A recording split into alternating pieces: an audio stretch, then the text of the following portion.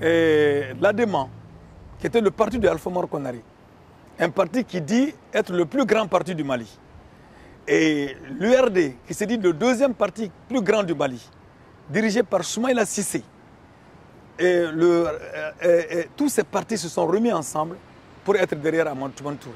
Parce qu'on leur a dit, il y aura un partage de rôle, accepter qu'Amadou Touré continue, il y aura un partage de rôle, comme on l'avait dit à Ibrahim Boubacar Keïta. Ça a été dit par les Français, par l'intermédiaire d'Oumar Bongo. Il a été dit que Ibrahim Boubacar Keïta devrait accepter qu'Amadou Touré soit président de la République et que 5 ans après, Toumane Touré allait lui donner donc le poste de président de la République.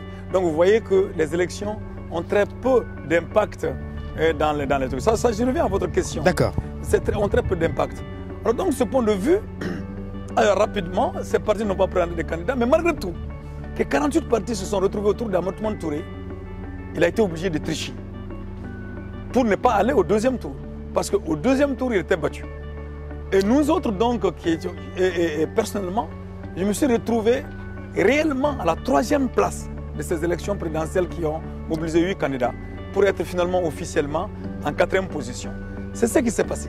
Alors donc, dans ces conditions-là, quand on écoute cela, 2002, 2007, évidemment, on va tomber dans le pessimisme. L'élection transparente pour 2012. Déjà, une chose est claire, il ne faut pas attendre que nos dirigeants fassent des élections transparentes. C'est un problème en Afrique aujourd'hui, en tout cas pour le Mali. Parce qu'au Ghana, ça n'a pas été le cas de Rolex. Il a organisé des élections transparentes, son parti a perdu, après que lui il ait gagné, mais c'était le jeu. Il a accepté de donner dans le jeu. Au Mali, il ne faut pas s'attendre ni au Mali ni au Sénégal à des élections transparentes. Ni au Cameroun? Nous, au Cameroun, n'en parlons même pas. Au Cameroun, ils sont encore très loin de cette situation d'élection transparente. Parce que Biya, même s'il est un icône, même s'il est une momie, il servira toujours la France. On a besoin de cette momie-là. Et puis, on n'a pas besoin des jeunes Camerounais ou de Cameroun. On est en train de chercher l'homme qui peut remplacer Biya sans toucher du tout au fondement des intérêts français. C'est ce qui se passe. Alors donc, pour ce qui concerne, donc je ne parle même pas du Cameroun parce que vraiment, c'est trop visible. Faites un tour simplement à l'ambassade de France au Cameroun, vous allez vous rendre compte que les Français sont là et ils se disent, nous sommes là, nous n'irons pas. C'est à peu près cela. Donc, il appartient donc aux Africains de faire en sorte qu'ils s'en aillent. Ou en tout cas, qu'on dessine un autre type de relation entre nous et la France à ce niveau-là aussi, au niveau camerounais. Pour revenir au Mali. Pour revenir au Mali, très rapidement, c'est que il ne faut pas s'attendre à ce qu'il y ait des élections transparentes, mais il faut faire en sorte que le peuple impose des élections transparentes. Nous sommes dans cette logique-là. Parce que le peuple ayant tiré la conclusion que les élections ne changent rien, s'attend plutôt à une révolution. Et c'est ce que la France doit comprendre. Et il faut qu'ils comprennent que les révoltes ne vont pas se passer comme ça, en Afrique partout, comme ça s'est passé au Kenya, comme ça s'est passé en Guinée-Conakry. Nous sommes en train d'avoir l'intelligence nécessaire d'éviter qu'il y ait une conflagration entre les populations, mais que l'on cherche et comprenne les intérêts français, les intérêts de leurs représentants pour s'en débarrasser parce qu'ils ne sont pas majoritaires dans nos différents pays. Il faut que la France comprenne cela. Est-ce que vous avez les moyens aujourd'hui? C'est-à-dire que, imaginons que la population vous suive dans cette démarche, celle-là même qui veut que les intérêts français soient boutés dehors, dehors du Mali aujourd'hui. Oui. Si vous vous retrouvez avec une situation comme celle de la Côte d'Ivoire, qu'est-ce que vous faites? Mais il sera difficile, si je me retrouve devant une situation comme celle de la Côte d'Ivoire, il y a 2 voies possibles. Si je sens que le peuple n'a pas compris, que les populations risquent de se régler des comptes inutilement, nous allons remettre. Et nous allons faire en sorte que nos partisans comprennent qu'il faut remettre, pour mieux se préparer. Alors donc ça, c'est une démarche possible. Mais ce qu'il faut, c'est que les peuples aussi apprennent. Parce qu'on ne veut pas de cette domination-là. Mais ce qui a été comme solution en Côte d'Ivoire, comme solution au Kenya, n'est pas forcément la solution que nous allons adopter. Parce que nous avons compris que le peuple y a perdu. Et en Nairobi, au Kenya, et en Côte d'Ivoire. Donc il faudra dépasser cela. Comment le faire? Ça, c'est une réflexion qu'il faut faire en dehors des caméras.